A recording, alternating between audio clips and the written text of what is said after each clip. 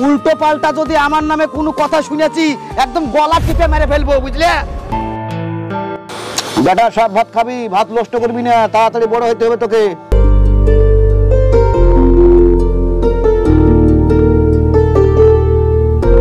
ফসকা বাবা, পেটে টানা পানি পড়েনি, বেলা 12টা বাজে গেল বাবা, দুটি ভাত দে বাবা, খাই পাচ্ছি। শোনো আব্বা, তোমার বৌমা আজ ভাত রান্না করেছে, তাতে আমাদেরই হচ্ছে না, তাহলে তোমাকে কোথা থেকে ভাত দিব আমি? কদিন থেকে কিছু খাতে দিসনি বাপ, তাহলে কি আমি না খেয়ে থাকবো? আল্লাহ মরণ করেন না।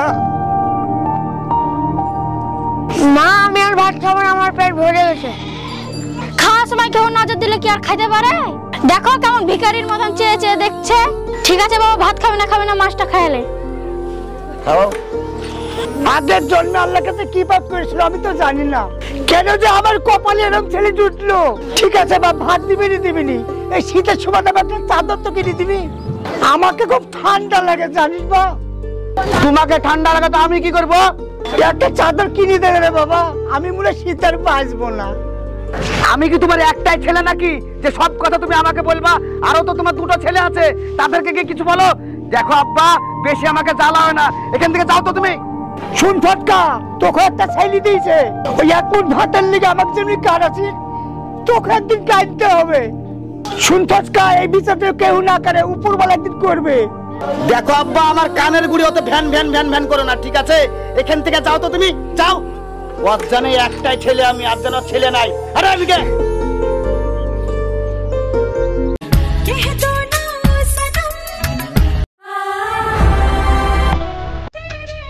বাবা রাখিব, ভালো লাগতো না, কি বলছো বলো?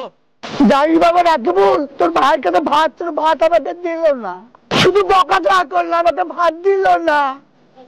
দেখো আব্বা, ওই বড় ভাই ঝামেলার মধ্যে আমাকে টানবা না। এই শীতের সময় একটা ছোটের বস্তায় থাকে, খুব ঠান্ডা লাগে বাবা।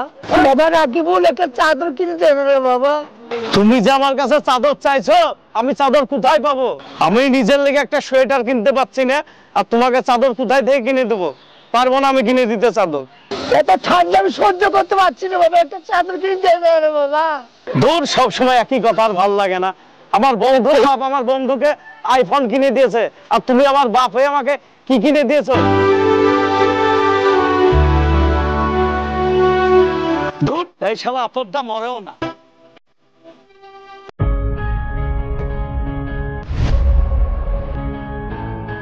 কে বাপ, ওখানে একটা লোক শুয়ে আছে কেন? তাই তো দেখি, চল যাই দেখি, চল।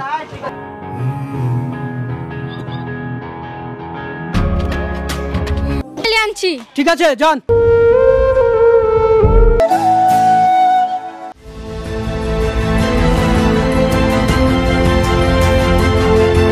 কই গো সাইনের আব্বা? তোমার আবার কি হলো? গরুর মতন হাম্বা হাম্বা করছো কেন?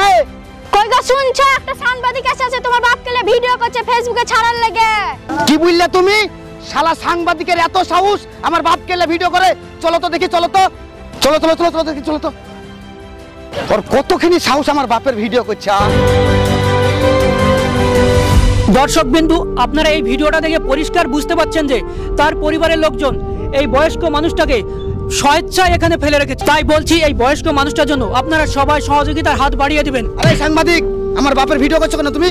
আপনি পরিষ্কার করে বলুন, এই বৃদ্ধ লোকটা আপনার কে হয়? এই বৃদ্ধ লোকটা আমার বাবা হয়। কেন, কি হয়েছে? আরে ভাই, এই বৃদ্ধ লোকটা যখন আপনার বাবাই হয়, তাহলে এইভাবে খড়ের উপর ফেলে রেখেছেন কেন? আরে ভাই, আপনি ক্যামেরাটা বন্ধ করুন তো, আমার বাবার ভিডিও আপনি করতে পারেন না। ভাই বন্ধ করুন তো। আমরা সাংবাদিক, আমাদের ভিডিও করার কাজ, আমাদের কাজ আমরা করছি, তো আপনি বাধা দিচ্ছেন কেন? আরে ভাই, আপনি সাংবাদিক হন আর যাই হন, এই ভিডিও করে আপনি আমার বাপের ভিডিও ফেসবুকে ছাড়তে পারবেন না। বন্ধ করুন। আরে থামুন না। আরে ভাই, কি হয়েছে? আমার শ্বশুর মশাইয়ের ভিডিও করার আপনার কোনো অধিকার নেই, আপনি এখান থেকে যান তো। আরে ভাই, আরে আমাদের কাজে বাধা দেন না। এই ভিডিও আজকে ফেসবুকে ছাড়বো, ভাইরাল করে তারপরে আমার দম। আরে তুই যা করবি করগা, যা। তুই মিডিয়াতে ছাড়বি, ফেসবুকে ছাড়বি, ইউটিউবে ছাড়বি, রে ক্যামেরা বন্ধ করে। আরে ছাড়বো, দাঁড়া। তোর বাবার ভিডিওটা ফেসবুকে আপলোড করে ভাইরাল করে তোদের আজকে মজা দেখাবো। দাঁড়া দাঁড়া দাঁড়া।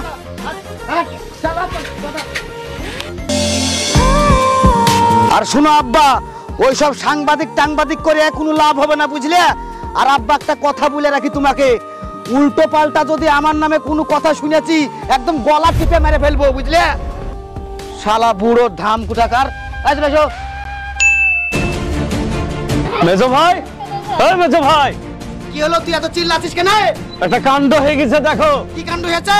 আব্বার ভিডিও সেদিন সাংবাদিকে করে নিয়ে গেল না, দেখো ফেসবুকে ছেড়েছে, ভাইরাল হয়ে গেছে। ওই শালা সাংবাদিকের যে কি করব আমি।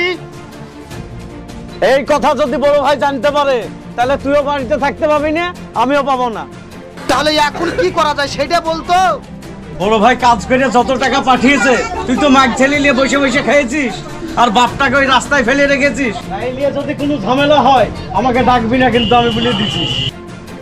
তোর কথা শুনে তো মনে হলো সব টাকা আমি খাইছি। আরে বড় ভাই যা টাকা পাঠাইছে সেই টাকা দিয়ে তুই তো মেয়ের পেছন পেছন ঘুরেছিস, একটা নতুন মোবাইল কিনেছিস, আর এখন সব দোষ আমার না।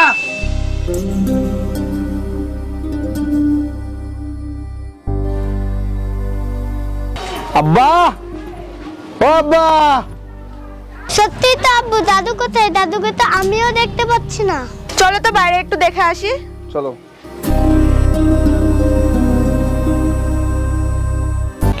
ওই তো আব্বু ওখানে শুয়ে। ও মাই গড, আমি কি দেখছি? আমার আব্বা কেন এখানে শুয়ে? আব্বা, ও আব্বা। ওরে বাপ, তুই চলে এসেছিস। জানিস বাপ, আমার শীতে খুব কষ্ট হয়, তোদের দুই ভাইকে একটা চাদরও কিনে দেয়নি।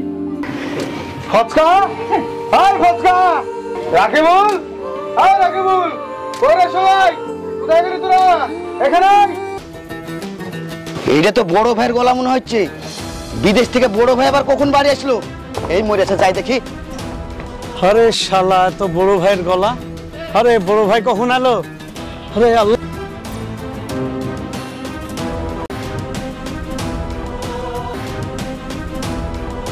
তোরা এসব কি শুরু করেছিস? যেখানে আমি বিদেশ থেকে কষ্ট করে আব্বার জন্য টাকা পাঠাই, আরে আমি এসে কি দেখছি? আমার আব্বা চটের বস্তা খাই দিয়ে শীত কেটেছে, তাই না? জানিস বাবা, ওরা সকল সময় বলে তুই মরতে পারিস না, তাই বলে আমি মরে গেলে ওদের ভালো হয়। বাহ, কত সুন্দর কথা বলেছিস তোরা। তোরা কি সব ভুলে গেছিস? এই বৃদ্ধ আব্বা নিজে না খেয়ে কষ্ট করে আমাদের তিন ভাইকে মানুষ করেছে, আর তোদের যোগ্যতা হয়নি এই বৃদ্ধ আব্বাটাকে একটা চাদর কিনে দেওয়া? আরে এটা তোদের বাপ রে। জানিস রে বাবা, আমার এই বুকে খুব ব্যথা। আব্বা তুমি আর কাঁদো না, আমি চলে এসেছি, তুমি আর টেনশন করো না। আব্বা আজ থেকে তোমার সমস্ত দায়িত্ব আমার, তুমি আমার সাথে চলো, আর রথের ব্যবস্থা আমি পরে করছি। চলো, উঠো।